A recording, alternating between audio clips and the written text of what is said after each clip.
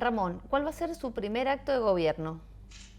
El más importante de todos, que es declarar la emergencia habitacional en la provincia.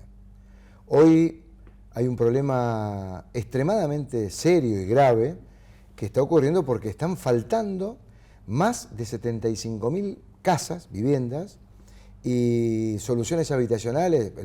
El conjunto del faltante está alrededor de los 130.000.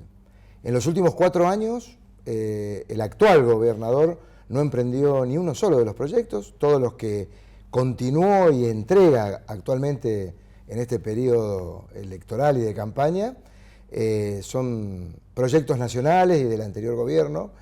Y hoy hay un faltante grave que necesita muchas personas, muchos mendocinos que nos rodean, necesitan acceder a una vivienda digna, a un hábitat digno, que tiene ciertas características que para nosotros son vitales, porque está dentro del orden de las prioridades de una familia, que es tener agua, tener cloaca, gas, electricidad, acceso al transporte público. Es decir, ya un hábitat no es solamente las paredes, puerta y ventana de una casa, sino que tiene que estar integrada socioculturalmente. Y para nosotros es una primera medida de gobierno que hay que tomar para que rápidamente a todos aquellos que no tienen acceso a la vivienda puedan de una vez por todas poder hacerlo. Bien, con respecto a la minería sí o minería no? Bueno, esa es una discusión que han instalado los dos partidos pro radical y el justicialismo cámpora de Mendoza. No se puede estar discutiendo si hay minería sí o minería no. Son parte de los bienes y patrimonio que tenemos los mendocinos. Acordate que el artículo 1 de la Constitución de Mendoza nos hace propietarios. Acá la discusión tiene que ser agua sí o agua no. ¿Para qué vamos a utilizar el agua como uno de los bienes más importantes que tenemos en la provincia? Hay una matriz de producción, de riqueza de la provincia que nos ha hecho conocidos en el país y en el mundo entero como esa provincia del sol, de buen vino, de manera que la matriz agroindustrial es la base del crecimiento de Mendoza. A eso le tenemos que sumar la industria del turismo, que la pongo como un ítem aparte, y hoy hay casi 56.000 millones de pesos asignados al desarrollo de la economía del conocimiento. Entonces, sobre la base de esa estructura económica que tiene que tener que tuvo la provincia, que tiene actualmente, nosotros desde la gobernación tenemos que hacer que se desarrolle, que crezca, porque es parte del motor que se renueva permanentemente, que da cultura, que da valores, que da verdadera fuente genuina de trabajo, las pequeñas y medianas empresas. Después viene todo un tema relacionado con quienes se apoderaron de algunos de estos sectores, pero que de ninguna manera podemos obviar que la principal matriz de producción de Mendoza es esta que yo acabo de nombrar. Mientras que la otra es de tipo extractivo, y te voy a contar una picardía. Hace escasas semanas, en la tercera recorrida que hago por Malargüe, visité los 5 pozos habilitados por el gobernador Cornejo para el fracking, y en los 5 pozos, a gritos, pedía, ¿dónde está el mendocino? Y no había un solo mendocino trabajando en los 5 pozos. En uno de ellos encontramos a uno que nos confiesa, a poco hablar, que era mendocino, pero que se había radicado en Neuquén hace 5 años para poder conseguir trabajo en la empresa neuquina que estaba prestando servicios en el pozo. Es decir, que cuando hablemos de minería y hablemos de petróleo tenemos que ser muy serios y no pensar que esa es la solución del crecimiento y de mirar la Mendoza que queremos a fines del siglo XXI. Y eso no significa que la minería y el petróleo no sigan siendo una fuente de ingresos de recursos para la provincia. ¿Pero en qué términos? ¿En qué términos? En términos que signifiquen dación de trabajo para Mendoza y cuidado de uno de los bienes más preciados que tenemos, que es el agua. Por ejemplo, hierro indio estaría... Es otro sistema, porque es parte de la minería, pero no de la minería contaminante. Acá cuando hablamos de la minería que hay que proteger y en donde la ley 7722 y la ley 5961 juegan un rol importantísimo, es cuando se le quiere echar cianuro. Entonces el proceso de lixiviación, en la medida que no haya un control ambiental como corresponde, nosotros no tiene licencia social la minería contaminante. Pero si estamos hablando de hierro indio, es otro tipo de desarrollo minero que tiene otra perspectiva, otra manera de explotación y tiene algo muy importante que estos procesos de minería contaminante no lo tienen, son dadores de trabajo, de fuerte creación de empleo. Y ese es otro tema. Con respecto al trabajo, ¿cuál sería la forma de reactivar Te lo las acabo de fuentes responder. laborales? Te lo acabo de responder. Puntualmente. Ni el petróleo, ni el petróleo fracking, ni el petróleo minería, de la manera que lo plantea el actual gobernador Cornejo, su heredero Suárez, que pretende continuar con la política del gobernador Cornejo y Macri, obviamente, ellos proponen la creación de fuentes de empleo.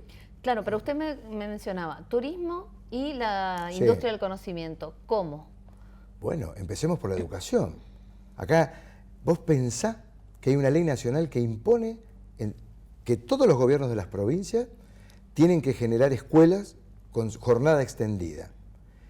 Este gobierno ordenado de este gobernador Cornejo ha logrado que tan solo el 11% de las escuelas públicas de la provincia tengan jornada extendida.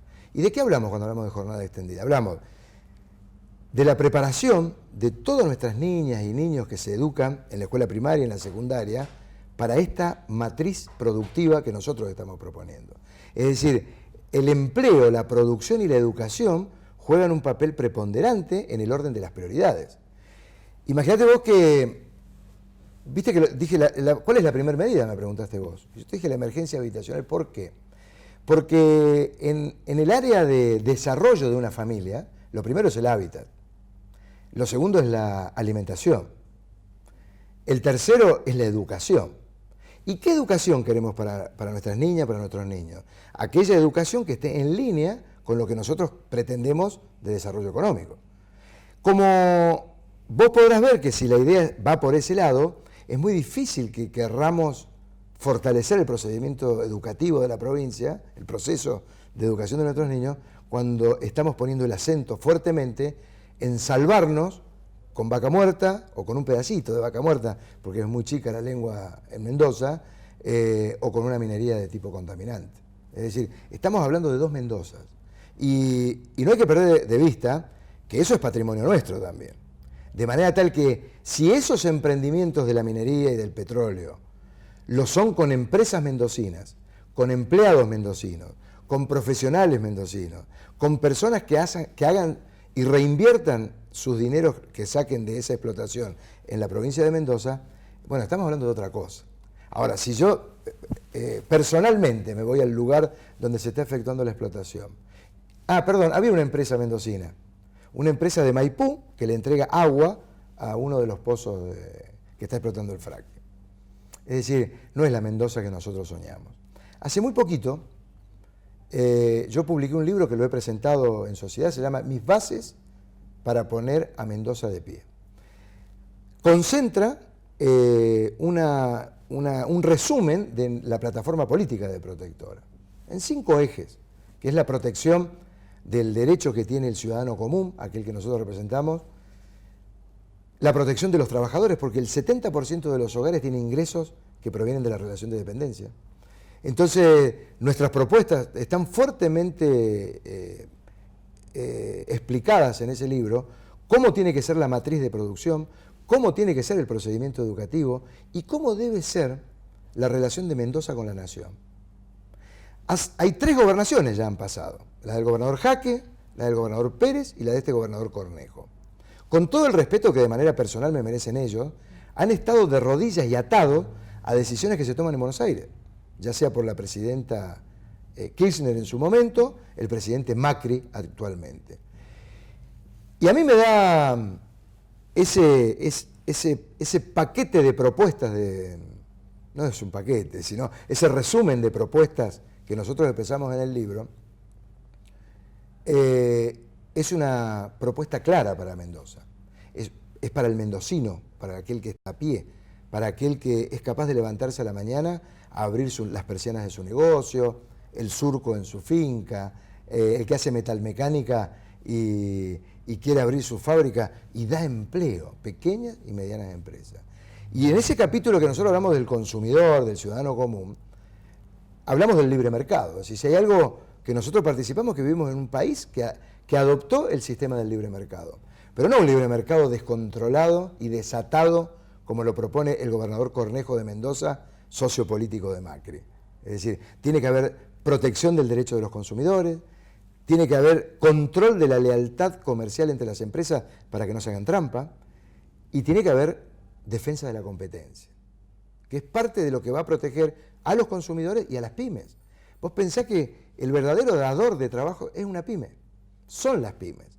Y hoy atravesamos un proceso en el que el 50% de las personas públicas y privadas están en negro, en la informalidad.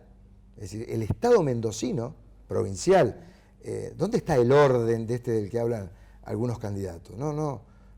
Ordenado sería que el personal que presta sus servicios en la administración pública esté en blanco como corresponde. No formar parte de una estadística en donde lo contratan como asesor con un monotributo.